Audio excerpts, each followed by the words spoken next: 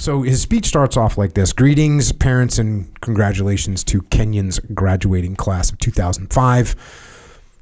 There are these two young fish swimming along, and they happen to meet an older fish swimming the other way, who nods at them and says, "Morning, boys. How's the water?" And the two young fish swim on for a bit, and then eventually one of them looks over at the other and goes, "What the hell is water?" And so the point of this story is that, we're in water, and we're so used to the water, we're so encompassed in the water that we don't even know that we don't notice it. Now, what does this have to do with anything? Well,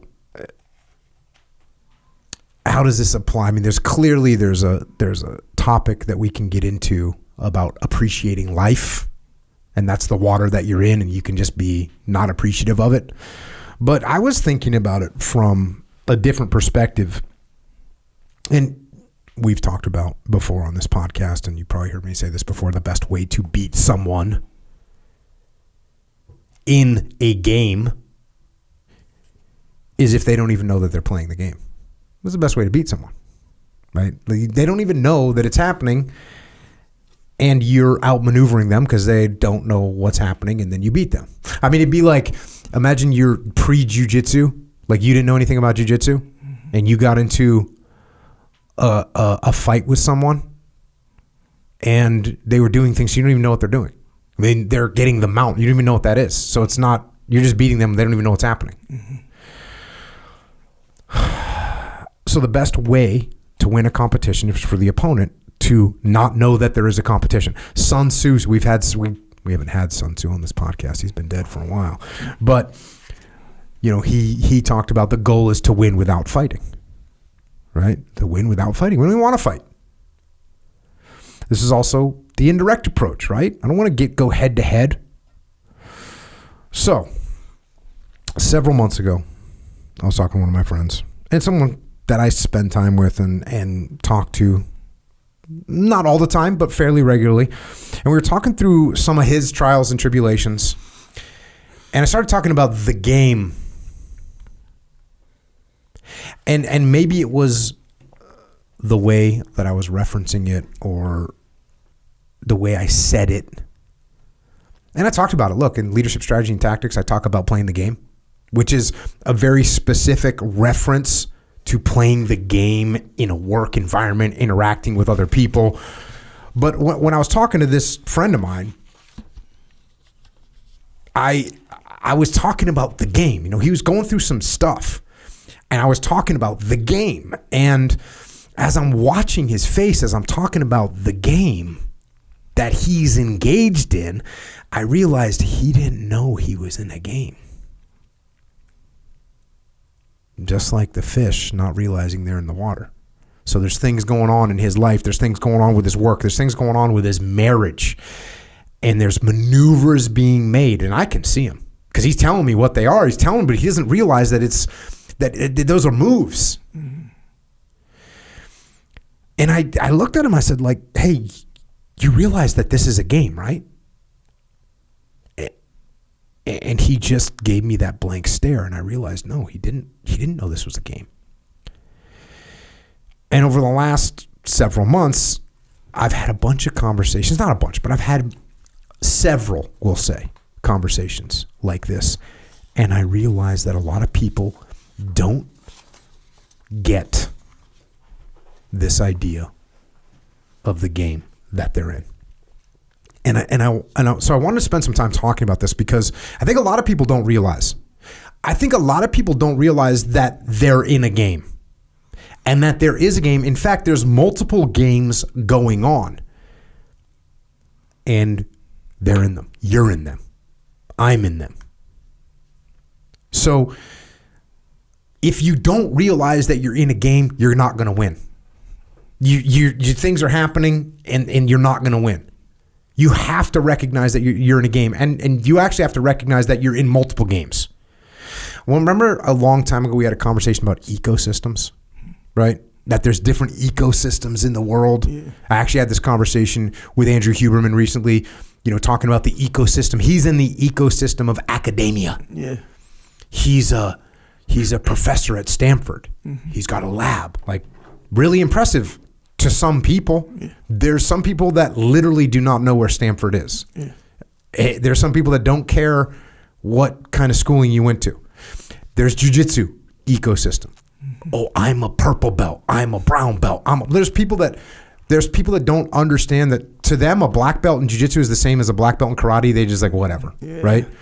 There's ecosystems at work. The SEAL teams is an ecosystem. There are different guys in there. They're trying to maneuver, trying to get to the top of that pyramid of the ecosystem. And so there's all these ecosystems, and in those there's games, right? There's games that are being played. There's work games.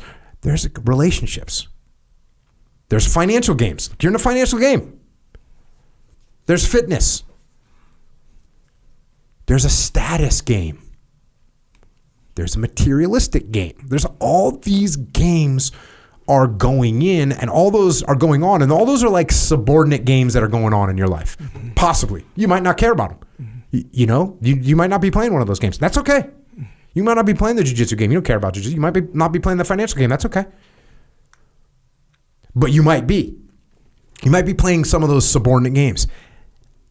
And then there's the supreme game that you are playing,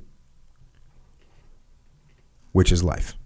Which is life viewed as a game. Now, there's sort of a diminishing tone, right, to say that something's a game, right? There's a diminishing tone. Because guess what else is a game? Tic-tac-toe. Yeah. Right, tic-tac-toe is a game. Chutes and ladders is a game. Sure, yeah, right? It is. So sometimes I've said this before. This isn't a game, right? I've said that before in certain contexts. Like, hey, this isn't a game. So now I'm sitting here saying everything's a game. But what we're talking, I'm not trying to devalue, I'm not trying to diminish, I'm not trying to depreciate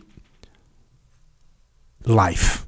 And I'm not trying to devalue, depreciate, or diminish some of these like relationship games. Yeah. Like, oh, it's a game to you? You see what I'm saying? Yeah. There's a negative connotation. But it depends on the definition that you're going to use. And I actually looked around and see if there was another better word, but there actually isn't. Yeah. There's just multiple definitions. Yes, a game can be tic-tac-toe. Yes, game can be chutes and ladders. Yes, game can be football game. And to compare, people get mad, compare football to like combat. Like, what are you doing? That's not combat. And it's true. So you can't say, and I'm not trying to take everything and compare it to chutes and ladders. No. Or what's the candy game? Maybe that was chutes and ladders. Candy Crush. No, Candyland. I forget. There's another game, Candyland. That was like up there with chutes and ladders when I was a kid. Okay. So you could take that definition, this sort of frivolous game that you play for fun, but there's some definition of game that means you've got a competition based on rules where you're trying to score points or earn value in order to beat an opponent. That's a game. Which, again, that's what combat is the most serious of games. And that's what it is. It's a game. There's rules. We're trying to maneuver. We're trying to follow the rules while we beat the opponent. It's competition. And if you think about life, it's similar. Because in life, guess what? There's rules. And you can break some of the rules of life. There could be consequences. You can actually choose you can have different rules in your life than I have in my life. We could have different rules. Yeah. So you actually have some say in the set of rules that you're going to go by, right? You get somebody with no morals. These people that rip off billions of dollars from other people, that guy's operating by a different set of rules than a normal person. Yeah. And should be punished severely for those actions. Yeah. But that's what he was following the rules that he thought, or maybe he was breaking them. Right.